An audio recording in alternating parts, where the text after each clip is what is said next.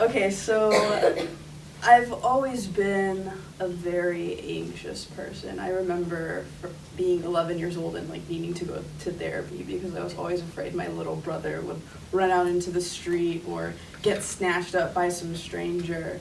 So being close to home was always kind of something that I felt like I needed.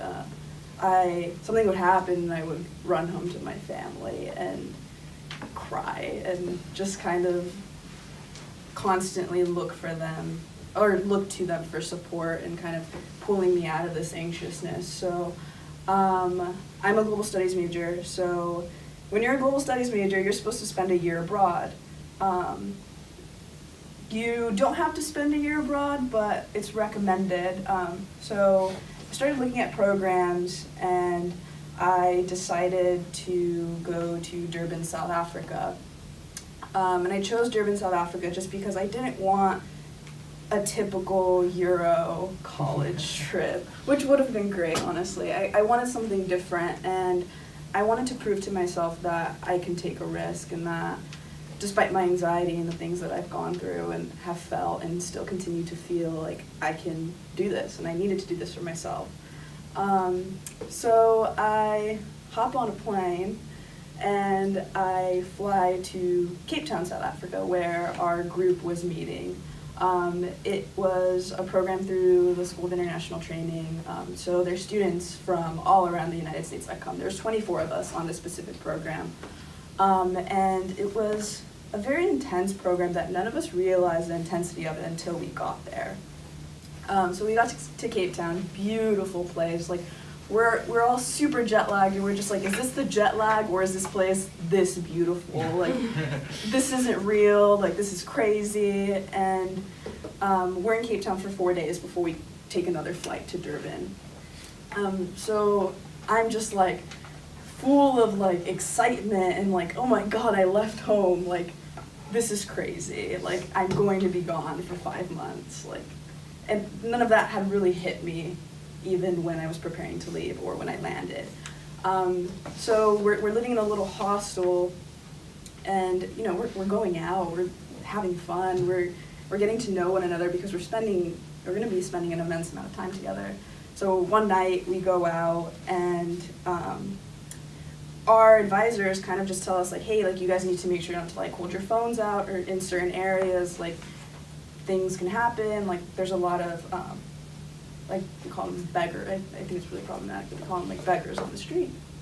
So we go out one night, and I'm just like, oh, everything's fine. Like, this is great. I'm still like have immense amount of adrenaline flowing through my body, and I'm just like excited, and I'm just like, this is so cool. So we go out, and I'm wearing a hoodie, and I'm like walking like this, and I'm just walking, and a guy is approaching us from behind, and I'm in the back. And he's like talking to us, and we just keep walking.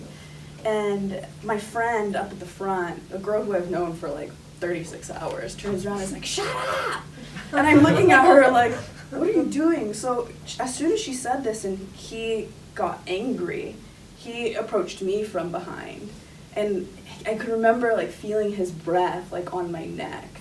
And just like all my anxiety like came back. That excitement, that adrenaline was gone.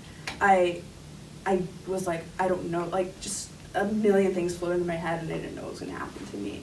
So he comes up to me, and I guess one of my friends see it, and I'm just in this like state where I don't even know what's going on anymore, and she like pulls me forward, and I trip and slide and like slit my hand open. So I get this huge gash, and we run into the nearest store, and this guy just like runs away. And so that was kind of, this is, mind you, like 2 days into my trip. And I'm just like, I shouldn't have done this. This is the worst idea I've ever, like, I can't go home. And I'm on the phone calling my mom, and I'm crying, saying that I don't know what I did. And like, all this stuff's happened. She's trying to calm me down. I have this huge gash in my hand. And I go back to the hospital, and this girl gives me a Band-Aid. And I'm like, oh, thanks. I don't really know her. We're on the road together. She gives me a Band-Aid, and then the rest of the 2 days that we're in Cape Town, I just stay inside because I couldn't get myself out. Like, I was terrified something bad was going to happen. So we finally get on the plane and we board to Durban. We're in Durban, and we live in homestays. So we lived in a Zulu township, which the houses that we lived in, we all had our own house with families, obviously we have our own houses, was maybe the size of this room was the house. And in my house, my family, there was 8 of us in 2 bedrooms, and I had my own room because that's what the qualifications were for me to be a homestay family. So you're in these townships, and it's very different. And if you know about South Africa's history of the apartheid, the townships weren't taken care of as like the white neighborhoods and stuff. So it was a very different dynamic. So I finally just realized that this is my trip and I need to make the best of it. I get out of my anxiety again, and I decide to go karaoke with my friends. So we meet at one of our friends' house, and it's at the top of the hill. And mind you, there's no properly placed steps. Like, everything's just kind of dirt and gravel and not leveled at all. So we go and we're waiting for everyone to gather together, and we're drinking, like, we're doing a whole bunch of things that we probably shouldn't have been doing. And the minibus gets there, because in South Africa you travel in minibuses, and it's a bus that probably for like 8 people, but 20 people get in. So the minibus gets there, and we're like, okay, let's go walk down. So I'm filled with not anxiety, but like excitement and adrenaline again, because I'm just like, everything's fine, like it's okay, like it's a new place, like new experiences, this is great. I'm super wasted. And I start walking, and there's this hill, and all I remember is hearing one of my friends say, guys, don't let Ashley go down the hill by herself. And I'm like, what? And boom, like, I don't even remember the fall because it was just like this cloud. And I just remember like hitting the ground and sitting up right away, and everyone just like running to me. Like at that point, it was just silence. I didn't hear anything. I was just like, so everyone's like, oh my God, are you okay? Are you okay? And I was just like, the minibus is here, help me up. So I like grab onto someone, and I'm like pulling them down. I'm super wasted, and they're like, actually like move. So I'm like, no, I'm going to karaoke. So they're like, okay. So we get in this minibus, and halfway down the street again, my adrenaline wears off and my anxiety fills my body, and I start feeling the pain. And I like look at my friends, and I'm just like, turn the bus around. And so these minibus drivers don't mess around. They don't want to waste time. So they start throwing like 200 rand at these guys, just like, please turn the bus around, turn the bus around. So we finally, I don't even remember the bus turning around. I just remember the doors opening, and one of our homestay brothers, this really tall dude, just walks in and carries me out and puts me on the side of the road. And I remember thinking like, oh my God, like, why do I feel this much pain? I don't realize what's going on. And so anxiety is just inside me, and my friend just sits next to me, she's like, okay, you can scream if you want to.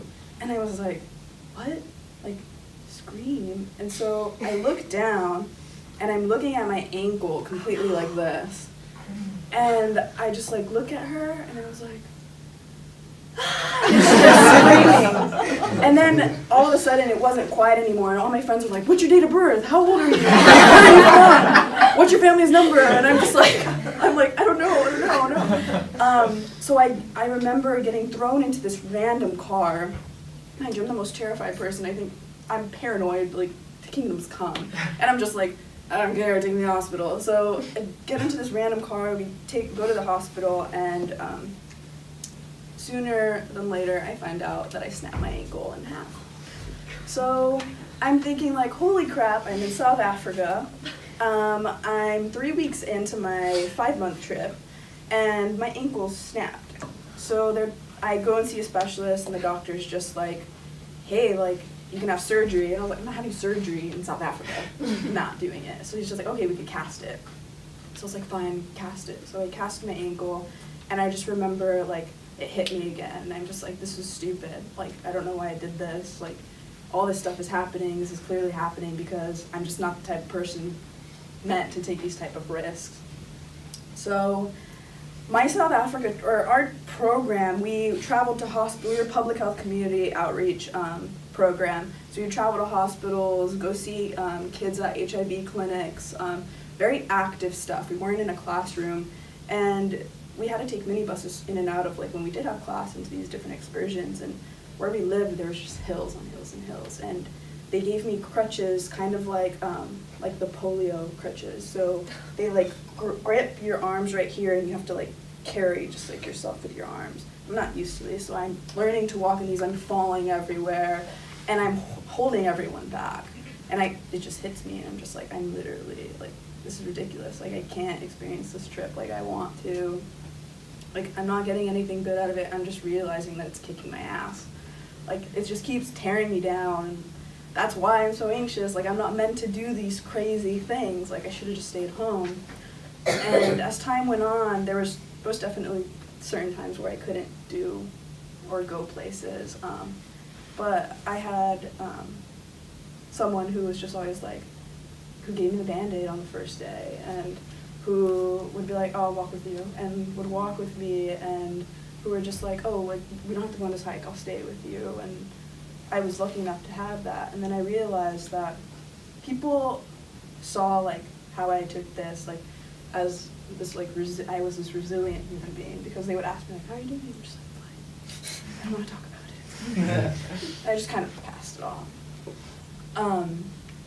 And I was finally out of my cast for a long time, and I'm finally able to do things again. And I realized, like, once I'm out of this cast, and once all these crazy things have happened to me on my trip, I'm just like, I have like the most amazing relationships with these people. Like, my homestay family would get excited when you would have soda to drink, and I'm over here crying because I didn't have my phone half the time. And they catered to me like no tomorrow. They knew I was in pain, and they would go and spend the extra money that they didn't have to make sure that I had something to eat that I'd like.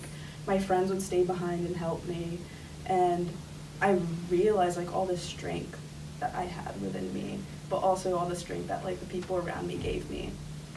So I at the end of my trip, I didn't want to leave. I wanted to stay in South Africa forever, and I was just like, oh, this is great. And I just realized that like risks are something that like need to be taken, and like despite how hard and crazy and much doubt you have within yourself, like you can like do anything. And I'm lucky enough to have like the greatest friends in the world from that trip, and I'm lucky to have met like my current girlfriend in South Africa, who gave me the Band-Aid and who stayed behind with me. So cute. And if I wouldn't have taken that risk, and if I just would have saw this at this like dark cloud in my life, then I don't think I would have been lucky enough to like have those things. And I think that's important.